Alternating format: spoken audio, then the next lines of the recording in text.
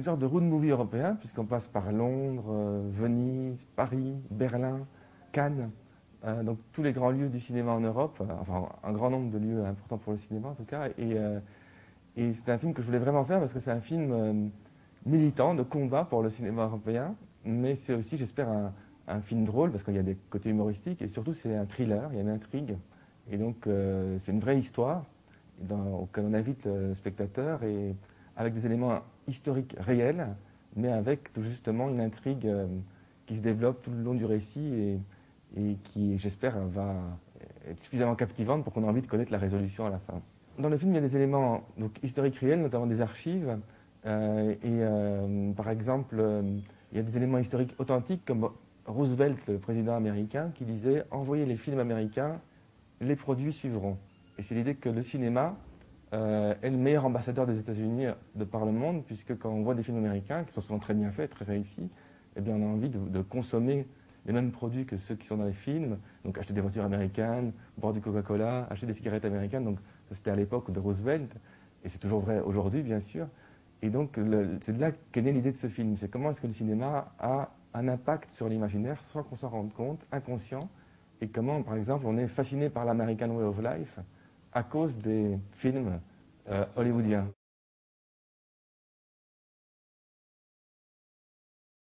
C'est pas contre le cinéma américain du tout, c'est contre le cinéma hollywoodien, ce qui n'est pas pareil, parce qu'il y a un cinéma indépendant formidable aussi aux États-Unis, et donc c'est pas du tout contre les États-Unis, mais c'est contre, ou en tout cas ça interroge la suprématie d'Hollywood. Alors évidemment, je suis le premier à aimer des films hollywoodiens, je vais souvent en voir, mais le problème c'est que dans le marché européen, c'est 80% de films hollywoodiens et très peu de place pour les autres films. Et je pense qu'il y a plein d'autres films de plein de pays d'Europe, et ailleurs qu'en Europe d'ailleurs aussi, qui sont formidables et les spectateurs ne vont pas les voir spontanément.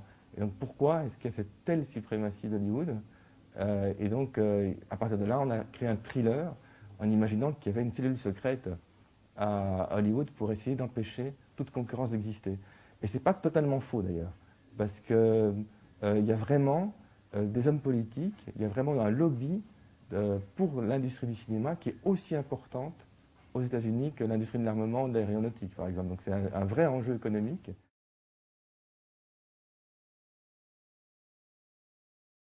Moi, ce qui m'intéresse d'abord, c'est essayer de faire un film qui soit intéressant, amusant pour les spectateurs. Et je ne veux surtout pas faire une théorie ou un cours d'université.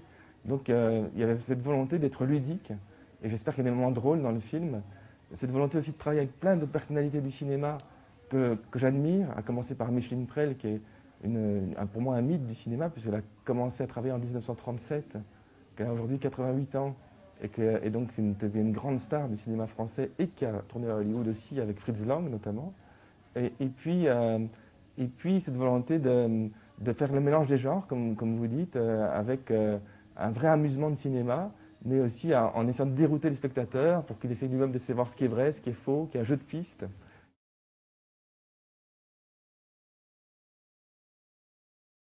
Alors c'est un appareil photo, c'était d'abord un choix de légèreté, parce que puisqu'on était une petite équipe, très comme une équipe de combat, et qu'on allait dans plein de pays, voilà, et qu'on allait dans plein de pays d'Europe, donc il fallait pas être une équipe de 50 personnes comme parfois sont les équipes de cinéma, mais surtout c'est un choix artistique, parce que cet appareil photo permet, on rentre dans des détails techniques, mais d'avoir ce qu'on appelle une profondeur de champ, donc de pouvoir faire le net sur les acteurs et le flou sur l'arrière-plan, et de jouer sur le flou sur le net. Et pour moi, c'est ça aussi la magie du cinéma. Quand on voit les grands films avec les acteurs, souvent il y a cette dimension où les acteurs sont nets et l'arrière-plan est flou. Quand on tourne en vidéo classique, c'est beaucoup plus plat, je trouve, l'image. Parfois, ça a même un côté clinique. Et donc, moi, je rêvais d'une image de cinéma que cet appareil photo permet d'avoir, parce qu'il a des objectifs comme pour les caméras 35 mm.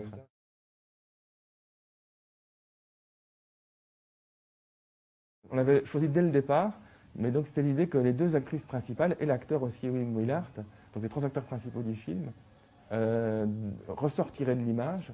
On disait en plaisantant qu'on faisait un peu une 3D belge, puisque c'est un procédé qu'on n'a pas inventé, mais c'est la première fois qu'en tout cas à ma connaissance, il y a sur tout un film cette volonté de faire ressortir les acteurs par la couleur.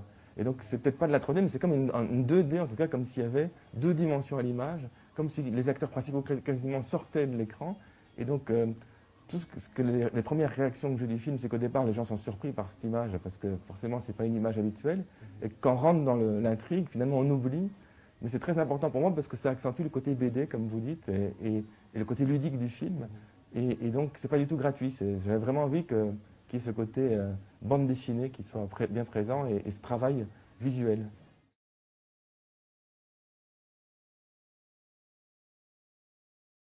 Ben, le cinéma européen tel qu'on le présente dans le film, c'est le cinéma de la richesse et de la diversité.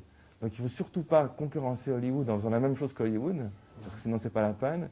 Mais je pense que l'Europe, là, c'est au-delà du cinéma, sa grande richesse, c'est qu'il y a plein de cultures en Europe différentes, plein de langues différentes, c'est une sorte de Babel européen. Et donc au lieu de nier ces différences, je pense que ce qui serait formidable, c'est qu'il y ait des échanges. Et je pense que l'identité culturelle, c'est peut être à la fois la pire et la meilleure des choses. La pire des choses, on l'a connue au XXe siècle avec les fascismes et les nationalismes, et on voit ce que ça peut amener comme dérive abominable. Mais ça peut être aussi la meilleure des choses, parce que je pense que c'est le propre de l'homme, d'avoir un besoin d'être attaché à une culture, une identité. Alors souvent c'est inconscient, mais même la langue qu'on parle, c'est déjà forcément le reflet d'une identité. Je pense qu'on pense différemment selon la langue dans laquelle on s'exprime. Et donc je pense que la grande ambition que pourrait avoir l'Europe, c'est ce que disait Monet, il disait « si c'était à refaire, je ne recommencerai pas par l'économie, mais par la culture », parce que je pense que la vraie richesse de l'Europe, elle est là, dans notre diversité, mais qu'il n'y a pas assez d'échanges et pas assez de curiosité, pas assez d'ouverture à l'autre, notamment à cause des frontières des langues. Et donc, ce serait pour moi le projet utopique, mais peut-être aussi réalisable, grâce au cinéma, entre autres, d'être ouvert à d'autres formes de culture et d'avoir cette richesse qu'on peut s'échanger. Et ce n'est pas du tout nier sa propre culture, d'être ouvert à une culture juste à côté. Et au contraire on peut s'enrichir mutuellement tout en ne reniant en rien ses origines.